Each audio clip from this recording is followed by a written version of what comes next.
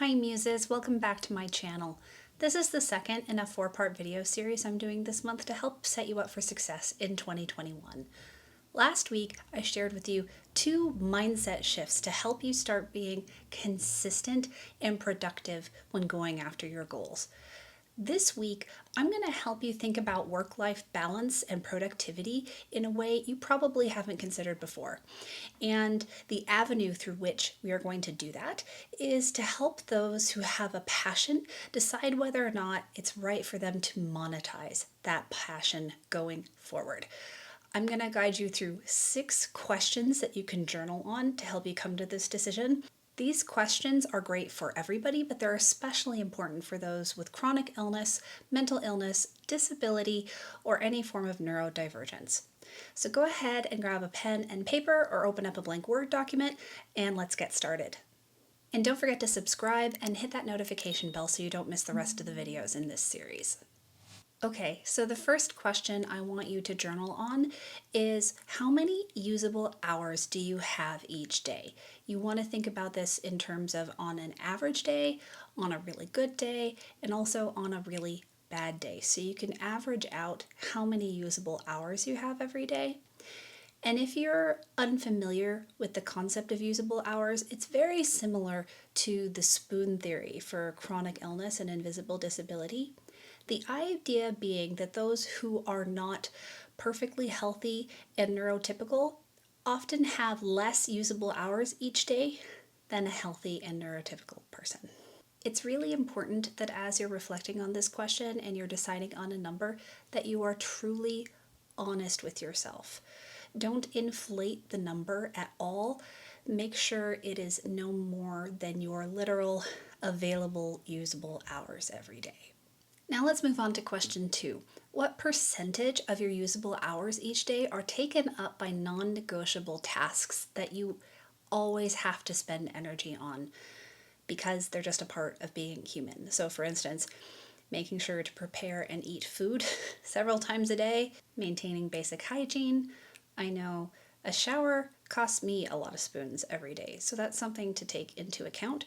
How often you need to bathe, and how many of your usable hours that takes up.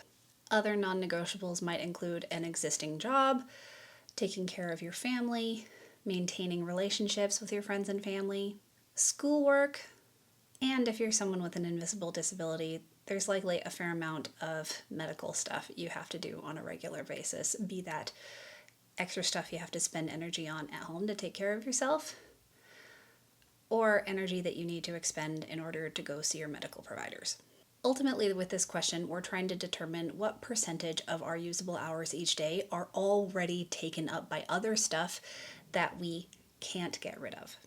And question 3, do you feel like you're living your life or merely surviving it? Now this one in particular is a great question to do a full 20-minute anytime pages journaling session on. If you're unfamiliar with that technique of mine, you can check it out later in this video, but it's a really important question to sit and reflect on for a longer period of time to get to the bottom of what your answer is. Before I move on to the next 3 questions, comment below and tell me how many usable hours you have on average each day. Personally, I tend to have only 4 to 6 usable hours each day, and up to 30% of that always gets taken up by non-negotiable tasks, leaving me with only 3 to 5 hours for me to use each day towards things that are meaningful, important, and fulfilling to me, which makes it all the more crucial that I choose what I spend my energy on wisely. Question 4. If the percentage of usable hours that gets taken up by non-negotiable tasks is 25% or more on average for you, are you okay with that? Really? Are what you've been calling non-negotiable tasks really that non-negotiable? Or is this an opportunity for you to truly examine those tasks and let go of those which no longer serve you so you can have more time to devote to things that truly do serve you? This is another doozy of a question, so again, I recommend taking at least 20 minutes to journal on it using the Anytime Pages method. Now it's time to do some math for question 5. When you subtract the number of hours on average every day you need to spend towards non-negotiable tasks from your total average usable hours, how many usable hours are you left with on average every day to actually live your life? Deep breath.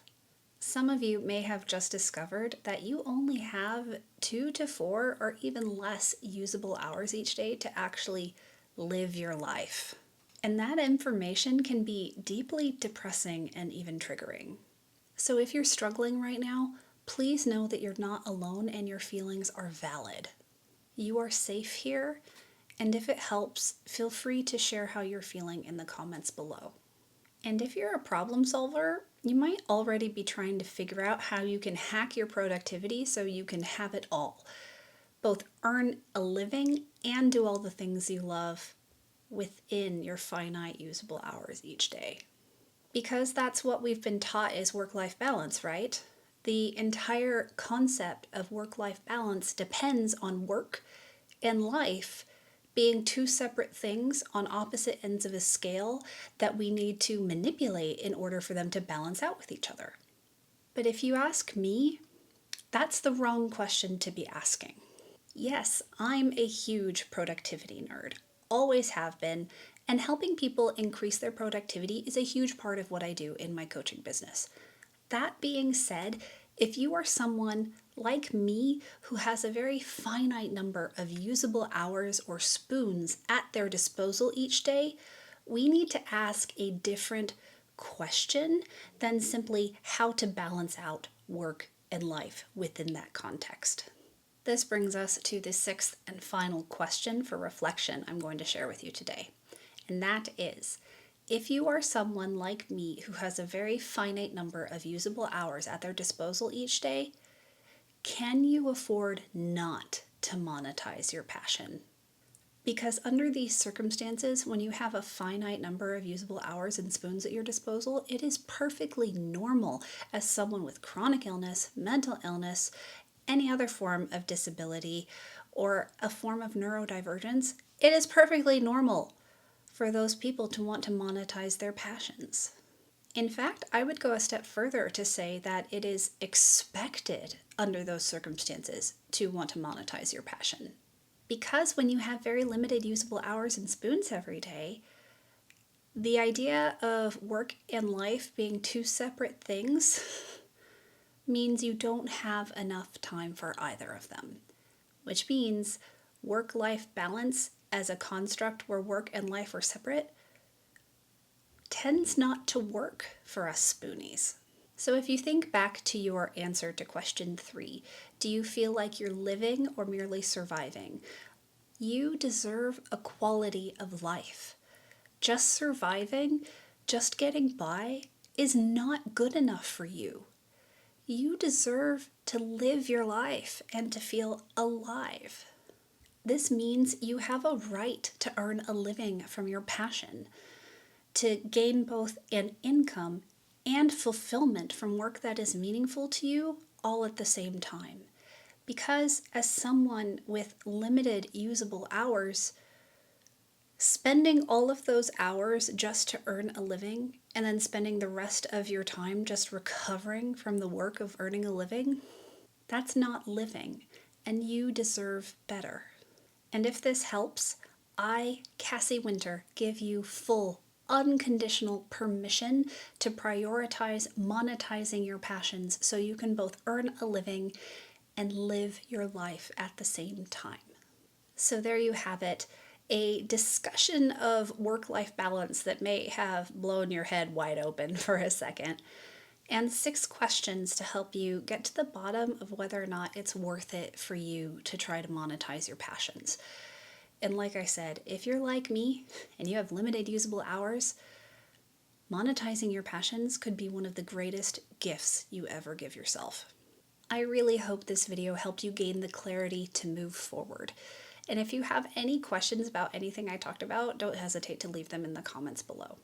And if you're also someone who struggles with procrastination and resistance on a regular basis, I highly recommend checking out my free masterclass where I'll share with you 3 mindset shifts and a simple 3-step process that is guaranteed to help you overcome procrastination and resistance.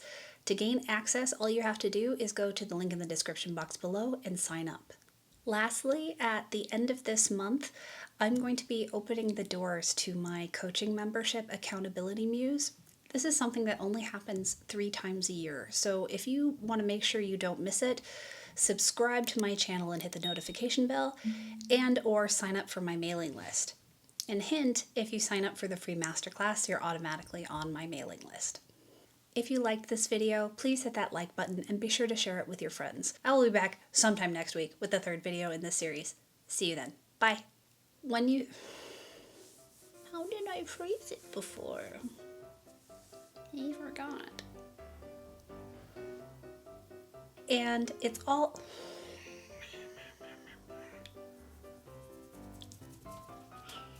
This and I highly recommend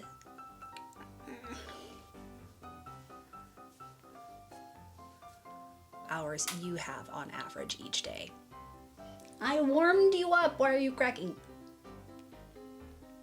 Is a huge thing. Yes. Has helped you gain.